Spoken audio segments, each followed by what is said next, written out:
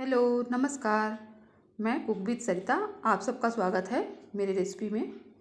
और देखिए, हमने बहुत बढ़िया तरीके से मलाई से तो बहुत कुछ बनता है। घी बनता है, खोआ बनता है और मिठाई भी बना लेते हैं हम लोग। और देखिए, हमने 2 महीने का मलाई जो है स्टोर किया है, फ्रिज में रखते गए हैं। रोज़ रोज़ का निकाल करके हम मलाई को इकट्ठा करते गए हैं। और उसके बाद हमने एक भगोना लिया है, गैस पे रख दिया है और उसमें 1 कप पानी हमने डाल दिया है। पानी डालने का मतलब है कि नीचे तले में मलाई जो है हमारी लगेगी नहीं और अच्छे से गर्म हो जाएगी। और इस तरीके से हमने इसको बाउल में रखा था तो वो ट्रांसफ़र कर दिया हमने इसमें भगोने में। और देखिए, ट्रांसफ़र कर देंगे और उसके बाद ये इसको हम चलाते हुए जो है इसको लिक्विड फॉर्म में कर देंगे। इसको गुलठा गुलठा है तो ये पिघल जाएगा सारा, गैस का आँच पा करके। और उसके बाद देखिए, ये इस तरीके से एकसार हो जाएगा एकदम। और इतना हम गर्म करेंगे कि हमारी उंगली जो है वो सहन करे। तब हम इसमें जामन डालेंगे। और जामन डालने का मतलब ये होता है कि जामन से जो हम घी निकालते हैं जमा करके दही मलाई को, तो उसका स्वाद ही बहुत अच्छा होता है। इसलिए हम मलाई से जब घी निकालें तो उसमें जामन ज़रूर डालें, क्योंकि उसका स्वाद बहुत लाजवाब होता है। एक बार आप बना करके तो देखिए, बहुत ही बढ़िया स्वादिष्ट बनेगा। और उसको हम देखिए ढक देंगे और 24 आवर्स के लिए इसको हम छोड़ देंगे। जब इसमें खट्टापन आ जाता है ना, तो इसका स्वाद बहुत अच्छा होता है घी का। और उसके बाद हमने क्या किया है, 24 आवर्स के बाद जो हम क्या करेंगे कि 2 से 3 घंटा के लिए हम फ्रिज में रख देंगे। आप चाहें तो शाम का टाइम हो तो ओवरनाइट आप इसको फ्रिज में रख सकते हैं और दूसरे दिन भी घी को निकाल सकते हैं। हमने रख दिया था 3 घंटे के लिए, उसके बाद हमने निकाला है और देखिए ये बिल्कुल जम गई है। और देखिए, इस तरह से हम मथनी से मथ लेंगे इसको और इस तरीके से हम घी को निकालेंगे। आराम से तो कुछ भी कर सकते हैं काम हम, लेकिन आराम से क्या, जिस चीज़ में स्वाद अच्छा हो, स्वादिष्ट हो, वो बनाइए। ये थोड़ा ना कि 10 मिनट में निकाल लिया घी। अरे 10 मिनट में कैसे निकाल लेंगे?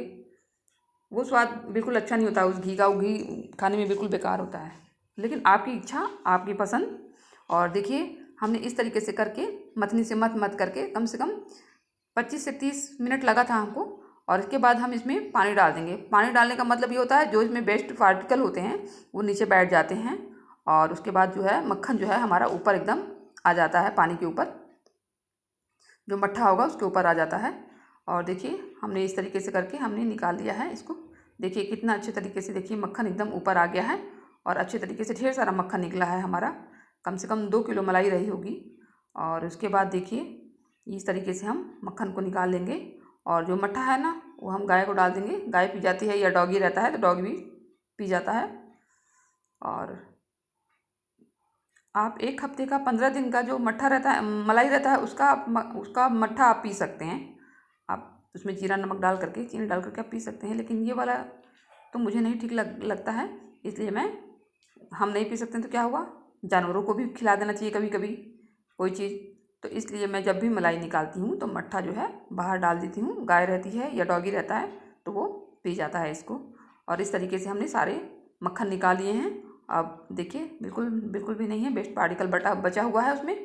और उसके बाद हम क्या करेंगे, गैस जलाएंगे और गैस की धीमी फ्लेम कर करके हम मलाई को उस पर रख देंगे। कढ़ाई सहित रख देंगे हम।